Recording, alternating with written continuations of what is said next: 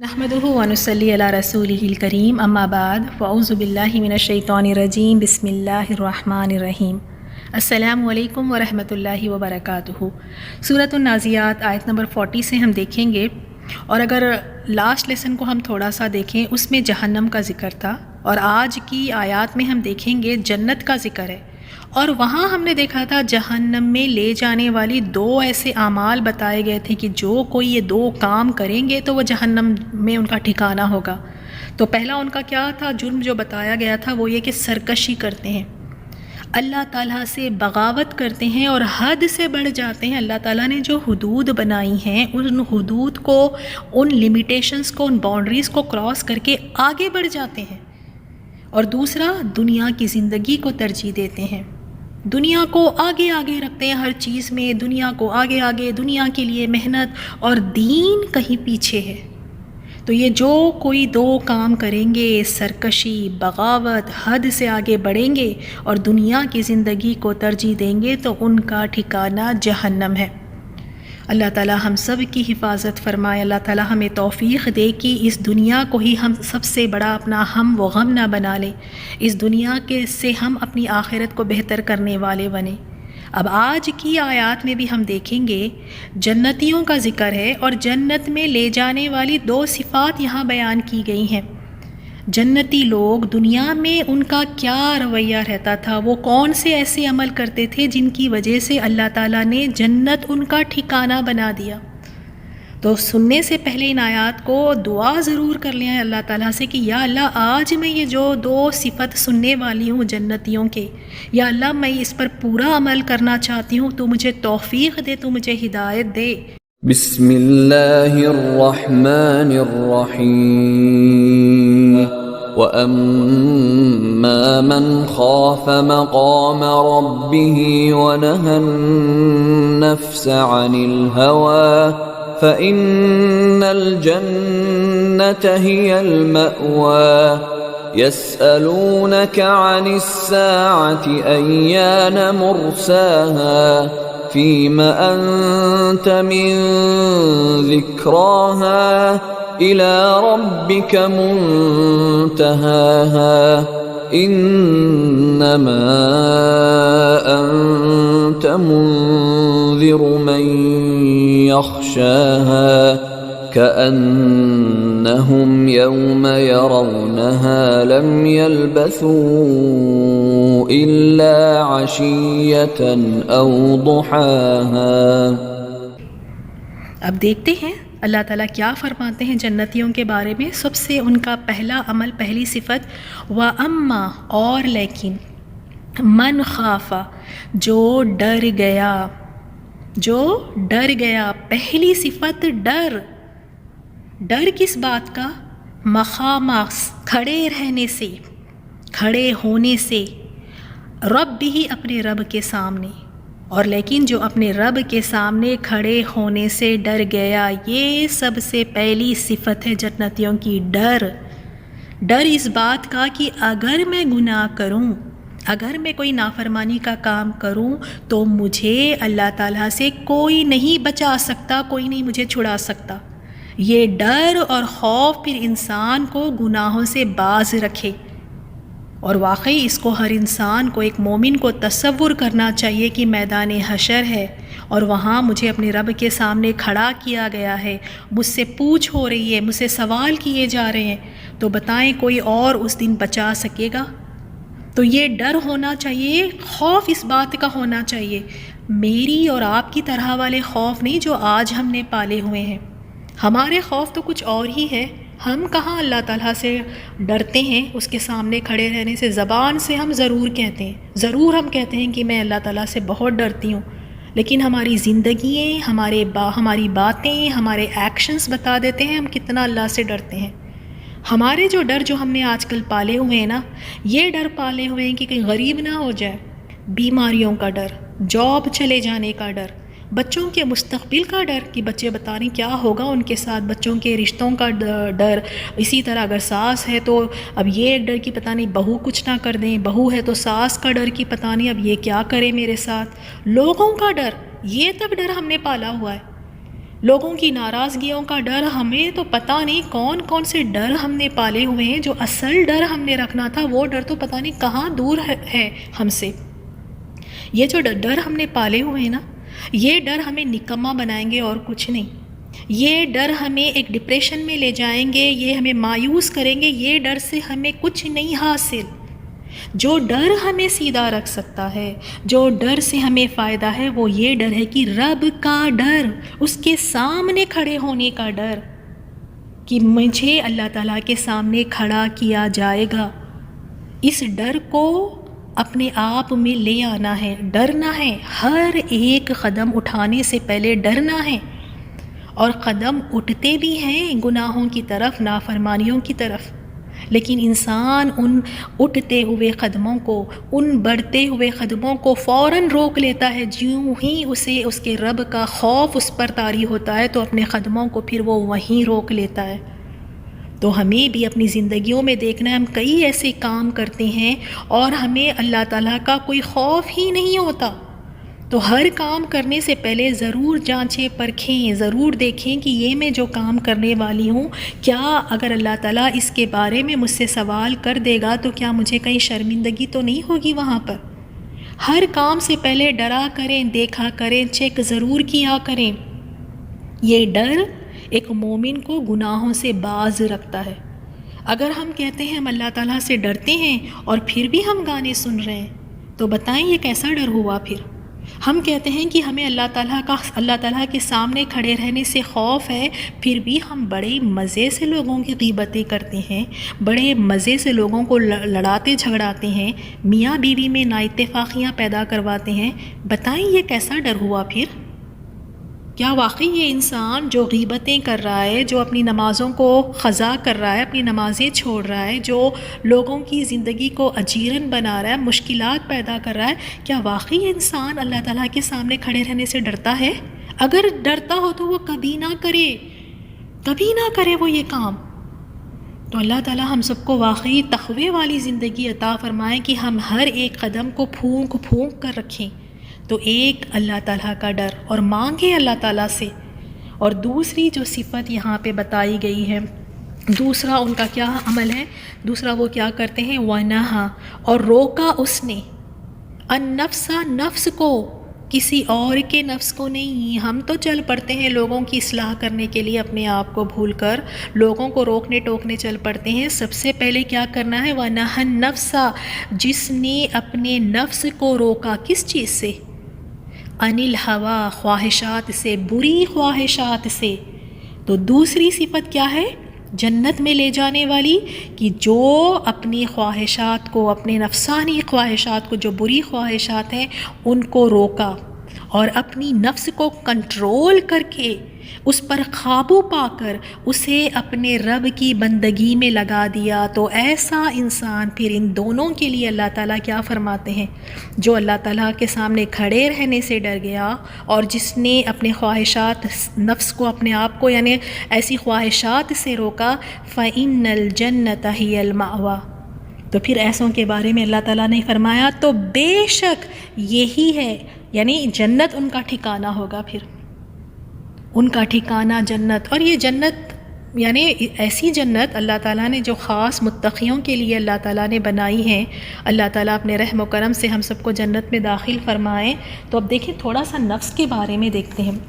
یہ جو نفس ہے نا، یہ اس کو کنٹرول کرنا آنا چاہیے۔ یہ نفس ہے تو ہماری خود کی، اور اس کو کنٹرول بھی ہم نے خود ہی کرنا ہے۔ اور نفس کو یاد رکھیں، نفس کو حرام چیزوں کی طرف یہ آپ کو اٹریکٹ کرتی ہیں، گناہوں کی طرف آپ کو یہ مائل کرتی ہیں، یہ نفس کا میلان اس طرف ہوتا ہے۔ تو نفس کے لیے یہ ہے کہ اس کو کنٹرول کرنا ہمارے لیے بہت مشکل ہے، اس نفس کو، کیونکہ اس کو وہ چیزیں بڑی اچھی لگتی ہیں۔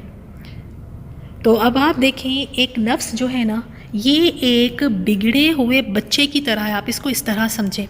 اب اگر ایک بچہ بار بار کوئی ضد کرتا ہے کوئی ایسی چیز کی جو اس کے لیے ٹھیک بھی نہیں ہے، ضد کر کر کے ایک بچہ اپنی بات منواتا ہے اور منواتے جاتا ہے، جس طرح ایک ضدی بچہ بگڑا ہوا بچہ اپنی بات کو منواتا ہے، اسی طرح نفس کا بھی یہی حال ہے۔ نفس بھی ایک بگڑے ہوئے بچے کی طرح، اگر آپ جتنا اس کی بات کو مانیں گے وہ اپنی بات منواتے جائے گا۔ تو نفس کی ہر بات کو نہیں ماننا ہے، اس کو کنٹرول کرنا ہے، بلکہ جو نفس کہتی ہے اس کے الٹ کرنا ہے۔ نفس کہتی ہے کہ آرام کر لیں، تو کہنا کہ نہیں، تجھے نہیں کوئی آرام کرنا، اٹھ، تجھے یہ آرام کے لیے زندگی نہیں دی گئی۔ نفس کہتی ہے کہ بڑا اچھا لگتا ہے محفلوں میں بیٹھنا، مزے کرنا، لوگوں کے ساتھ بیٹھ کے باتیں کرنا، کبھی کسی کے بارے میں ذکر آ رہا ہے، کبھی کسی کی غیبت ہو رہی ہے، تو بڑا مزہ آتا ہے ایسی محفلوں میں، ٹائم بھی اچھا پاس ہوتا ہے، نفس کو بڑا اچھا بھی لگتا ہے۔ تو اب نفس کو کہنا ہوگا نہیں، جو نفس کو اچھا لگتا ہے، ایسے کام جس سے رب ناراض ہوتا ہے، اس کے الٹ کرنا سیکھیں۔ یہ بھی ایک جہاد ہے۔ جہاد، آپ کا نفس ایک چیز کہتا ہے اور ایمان کے تقاضے کچھ اور ہے۔ نفس آپ کو ایک طرف بلاتا ہے اور ایمان اور آپ کا دین آپ کو دوسری طرف، آپ کی اس کے تقاضے کچھ اور ہے۔ تو ایک انسان کے اندر ایک جنگ چل رہی ہے، ایک جہاد چل رہا ہے۔ اسی لیے آپ صلی اللہ علیہ وسلم نے کیا فرمایا؟ اصل مجاہد وہ ہے، اصل مجاہد وہ ہے جو اپنے نفس کے خلاف جہاد کرے۔ تو اگر ہم مجاہد بننا چاہتے ہیں، ہم جہاد کرنا چاہتے ہیں، تو ہمیں اپنے نفس سے لڑنا ہوگا۔ میری پیاری بہنوں، اصل دشمن تو ہمارے اندر بیٹھا ہے، یہ دشمن تو ہمارے اندر ہے، اور ہم چلے ہیں دوسروں سے لڑنے۔ دوسروں کو ہم نے دشمن بنایا ہوا ہے، وہ دشمن کو چھوڑ دیں، وہ دشمن اتنا نقصان نہیں کریں گے۔ کسی نے اپنے سسرالی رشتوں کو دشمن بنایا ہوا ہے، کسی نے پڑوسیوں کو، کسی نے اپنے سگے بھائی بہنوں کو دشمن بنایا ہوا ہے، یہ دشمن اتنا نقصان نہیں کریں گے جتنا یہ نفس جو ہمارے اندر بیٹھا ہوا ہے نا، یہ سب سے بڑا دشمن، یہ ہمارا سب سے بڑا نقصان کرے گا۔ اس کو کنٹرول کرنا ہے۔ یہ بھڑکاتا ہے، یہ ورغلاتا ہے، اور اس کو آپ دیکھیں نفس کو کون کون سی چیزیں بھڑکاتی ہیں۔ ایک تو شیطان اور اس کے چیلے ہیں، ابلیس اور اس کے چیلے ہیں، اور انسانوں میں سے بھی کوئی ایسے لوگ ہوتے ہیں جو آپ کے نفس کو بھڑکانے میں، وہ آپ کو یعنی نفس کو بھڑکانے کے کام کرتے ہیں۔ تو ان کے خلاف جنگ کرنا ہے، اس نفس کے خلاف، اس کو کنٹرول کر کے اس پر قابو کرنا ہے۔ جیسے کسی نے کہا نا کہ نفس ایک جنگلی شیر کی طرح ہے، اگر تم اس پر سوار نہیں ہوں گے، اس کو کنٹرول نہیں کرو گے، اس پر قابو نہیں کرو گے، تو وہ تمہیں کھا جائے گا۔ تو جس طرح قابو اس کو کرو گے تو تم اپنے آپ کو محفوظ رکھ سکو گے، تو نفس کا بھی یہی حال ہے۔ اللہ تعالی ہم سب کو توفیق دے کہ واقعی ہم اپنی نفسوں کو کنٹرول کرنے والے بنیں۔ یہ آسان کام نہیں ہے، نفس کو کنٹرول کرنا، اس کے اگینسٹ جانا پڑتا ہے، نفس کو چیزیں جو اچھی لگتی ہے اس کے الٹ کر کے دکھانا ہوتا ہے، تب ہی جا کے یہ نفس جو ہے نا ہمارے قابو میں آتی ہے۔ تو اس کی ہر بات نہیں مانتے جائیں، اس کی اگر آپ ہر بات مانتے جائیں گے تو پھر آخرت میں بہت بڑا خسارہ اٹھانا ہوگا۔ اور کئی لوگ نفس کی غلامی کرتے ہیں، خواہشات نفس کو اپنا خدا بنا لیتے ہیں۔ سب سے بدترین الہ جس کو پوجا جاتا ہے وہ نفس ہے۔ خواہشات، جو نفس جو خواہش کرتی ہے اس کو پورا کرتے جاتے ہیں۔ کیا ضروری ہے کہ آج میرا دل یہ چاہ رہا ہے، آج میرا دل وہ چاہ رہا ہے، اور ہر دل کے چاہنے کی چیز کو کرتے جائیں، بس نفس کے غلام بن کے رہ جائیں ہم، اس کی بات ہم مانتے جائیں؟ یاد رکھیں، جتنا اس نفس کی بات آپ مانتی جائیں گی یہ آپ پر حاوی ہوتی جائے گی۔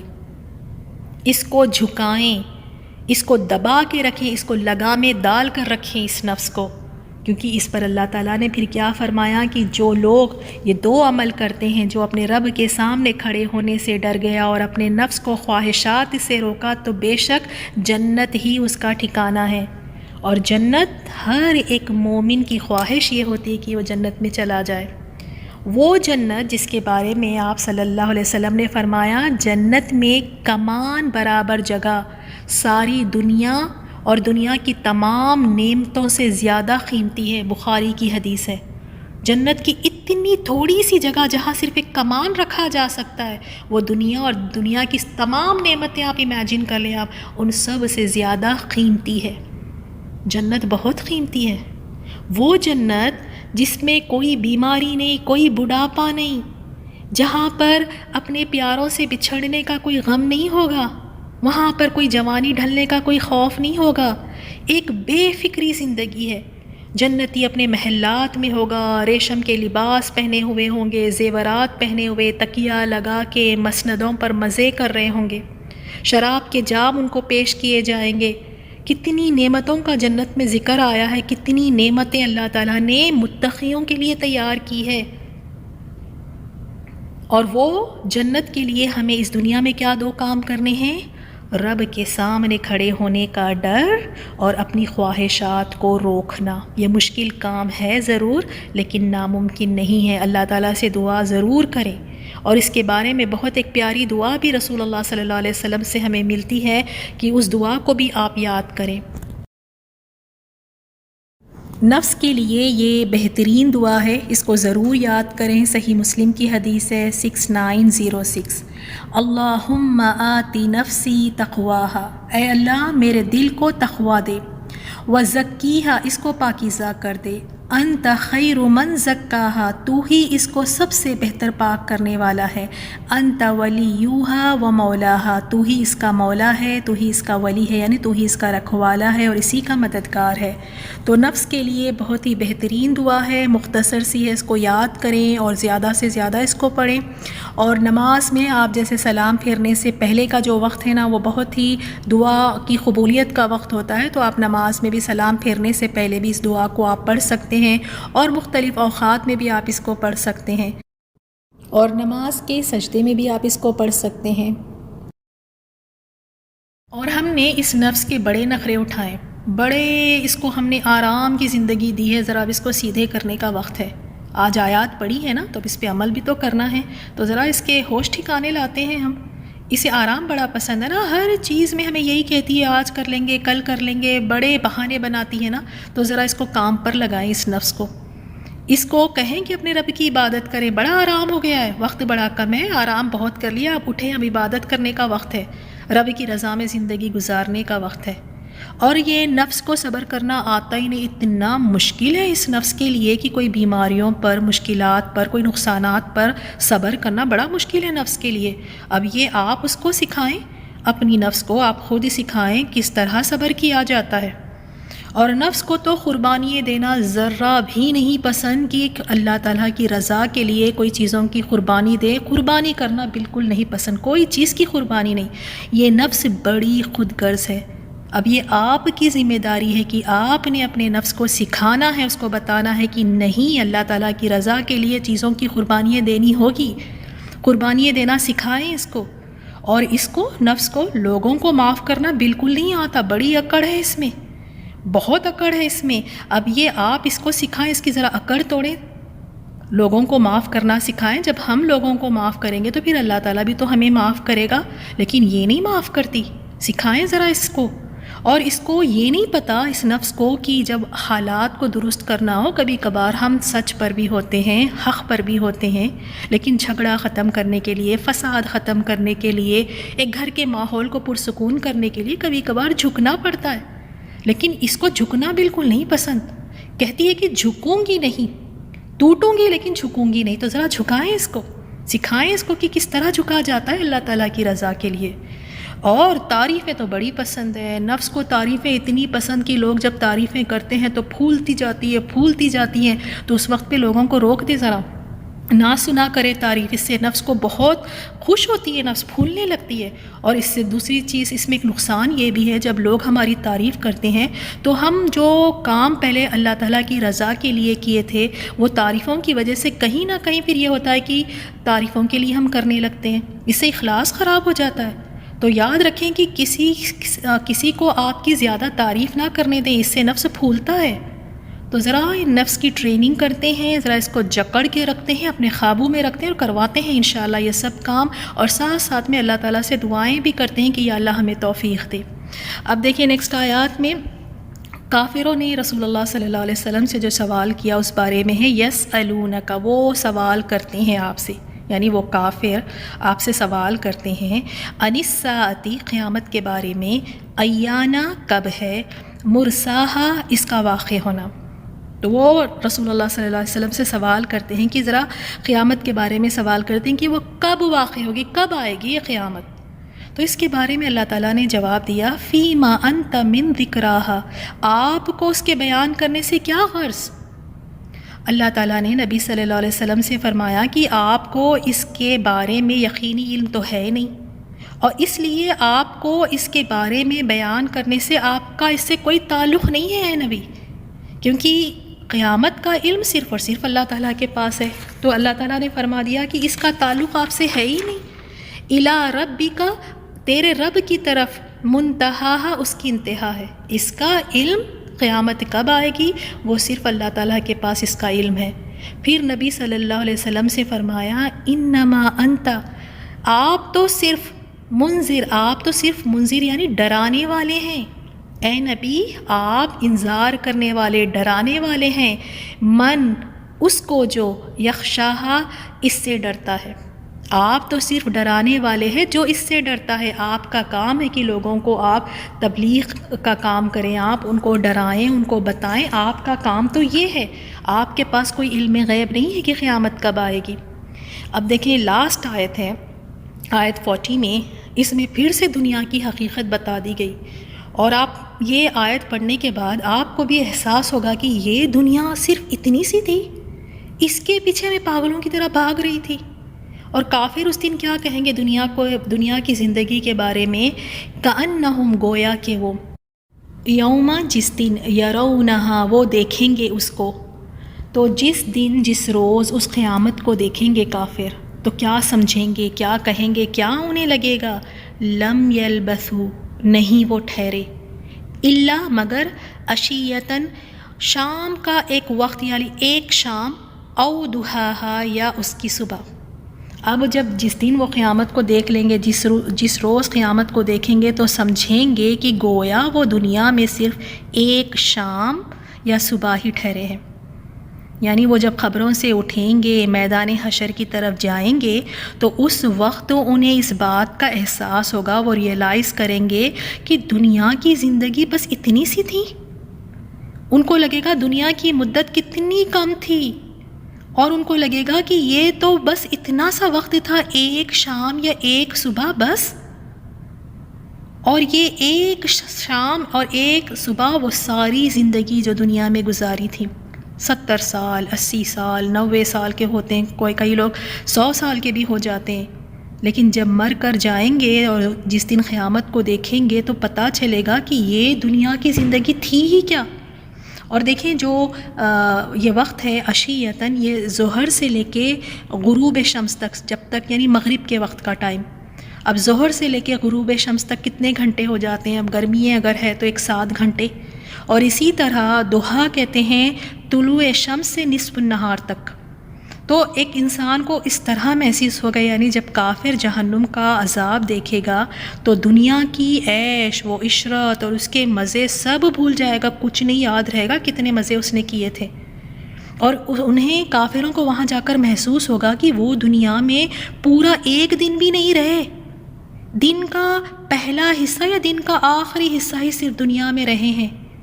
یعنی وہاں جا کر انہیں پتہ چلے گا دنیا کی زندگی اتنی کم تھی، اتنی قلیل، ان کو وہاں پہ جا کر معلوم ہوگی کہ دنیا اتنی تھوڑی سی زندگی تھی، اور اس دنیا کی زندگی کے لیے ہم اپنا سب کچھ لگا دیتے ہیں، اپنا وقت، اپنا مال، اپنی صلاحیتیں، اپنا ہنر، ہر چیز صرف یہ چھوٹی سی زندگی کے لیے، اتنی چھوٹی سی زندگی، اور سارا سرمایہ اس کے پیچھے لگا دیا۔